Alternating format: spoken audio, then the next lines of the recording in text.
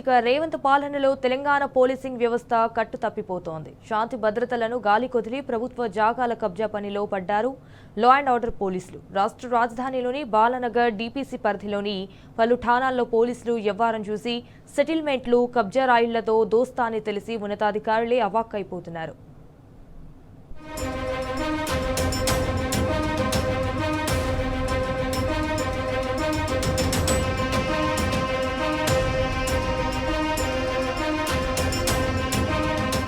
కాంగ్రెస్ పాలనలో ఖాకీలు గాడి తప్పుతున్నారు. రేవంత్ పాలనలో పోలీసులు రెచ్చిపోతున్నారు. తెలంగాణ రాష్ట్రంలో లా అండ్ ఆర్డర్ విధులు నిర్వహించాల్సిన పోలీస్ అధికారులు డ్యూటీలను పక్కన పెట్టి రాజకీయ నేతలతో చేతులు కలుపుతున్నారు.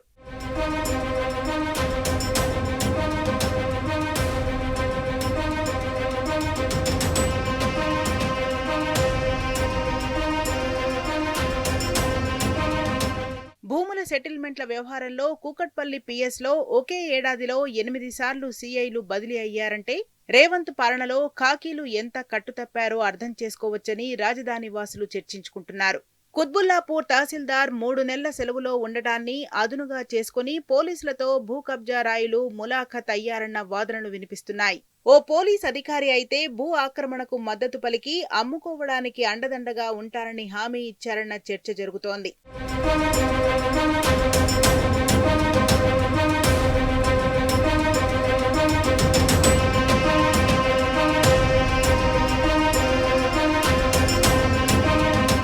కబ్జా చేసిన భూమిని అమ్మితే తనకు వాటా ఇవ్వాలని ఆ పోలీసు ఉన్నతాధికారి డిమాండ్ చేసినట్టు సమాచారం. ఆ డబ్బుని ఇచ్చే బాధ్యత కూడా కబ్జాదారులే తీసుకోవాలని చెప్పినట్టు స్థానికులు చెప్పుకుంటున్నారు.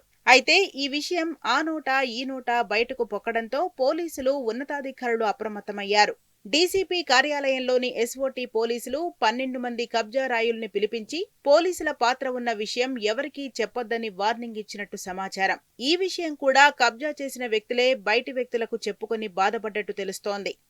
ఇల్లు లేదు, మాకు జాగలేదు, ఇవే జాగలు ఇవే మా ఇంట్లో అనుకొని మేము కన్నా కష్టపడినాయి. ఇప్పుడు గుడుతూ ఉంటారు, కొడతా ఉంటారు, చేస్తూ ఉంటారు. నీ దగ్గర ఏముంది? 10 లక్షలు 5 లక్షలు ఎవరిని మించితే వాళ్ళే ఎస్ఐ అంటాడు. పోలీస్ స్టేషన్ పోతే పోలీస్ స్టేషన్ పోతేనేమో ఎస్ఐ అడుగుతాడు. మళ్ళా ఈ రేవంత్ రెడ్డి మాకు ఏం న్యాయం చేస్తున్నాడు? మా కేసీఆర్ ఉన్న రోజులే మాకు న్యాయం జరిగింది. ఇప్పుడు మాత్రం ఏం న్యాయం జరుగుతలేదు. స్థానికుల వివరాల ప్రకారం కుత్బుల్లాపూర్ నియోజకవర్గంలోని సర్వే నెంబర్ 307, 329, 342 సర్వే నెంబర్లలో కొన్ని రోజుల కిందట కొంతమంది ఇళ్లు కట్టుకుంటే అధికారులు వాటిని కూల్చివేశారు. దీంతో స్థానిక కాంగ్రెస్ నేతలు కొందరు ఎంఆర్ఓపై ఆగ్రహం వ్యక్తం చేశారు. దీంతో ఎంఆర్ఓ పోలీసులకు ఫిర్యాదు చేయడంతో 6 కబ్జా రాయుల్ని అరెస్ట్ చేసి వారిపై పీడీ యాక్ట్ నమోదు చేశారు.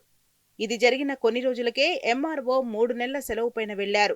దీంతో లోకల్ కాంగ్రెస్ లీడర్లు మరో 12 మందితో కలిసి ఓ పోలీసు ఉన్నతాధికారిని కలిశారు.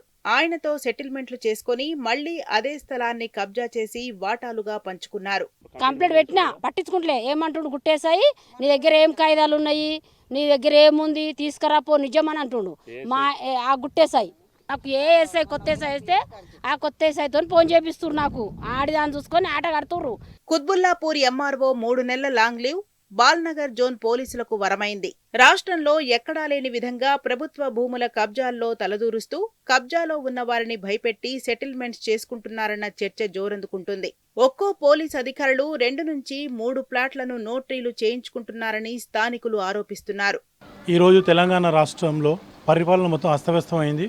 ఒకప్పుడు కేసీఆర్ గారి ప్రభుత్వం ఉన్నప్పుడు పరిపాలన చాలా బాగుండే. ముఖ్యంగా శాంతి భద్రతల పరిరక్షణ విషయంకి వచ్చినప్పుడైతే మరి అత్యాధునికమైనటువంటి వాహనాలు కేసీఆర్ గారి ప్రభుత్వం పోలీసు వారికి అందజేయడం జరిగింది. జీపీఆర్ఎస్ ఎనేబుల్డ్ వెహికల్స్ వాళ్ళకు ఉండే. మరి ఈరోజు చూస్తూ ఉంటే ఈ శాంతి భద్రతల పరిరక్షణలో పోలీసు వారి యొక్క లోపం స్పష్టంగా కనబడతా ఉంది.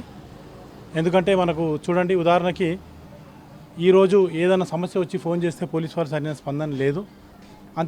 ఎందుకంటే ఈ రకంగా ఎందుకు జరుగుతుందంటే ప్రధానంగా పోలీసు వారిని సరిగ్గా పనిచేయకుండా ఈ కాంగ్రెస్ ప్రభుత్వం యొక్క నాయకులు వాళ్ళ ఒక ఇంటర్ఫియరెన్స్ ఎక్కువైపోయింది. ఈరోజు ఉదాహరణకి కుక్కట్పల్లి పోలీస్ స్టేషన్ చూసుకుంటే సంవత్సరం కాలంలోనే 8 మంది సిఐలను మార్చడం జరిగింది.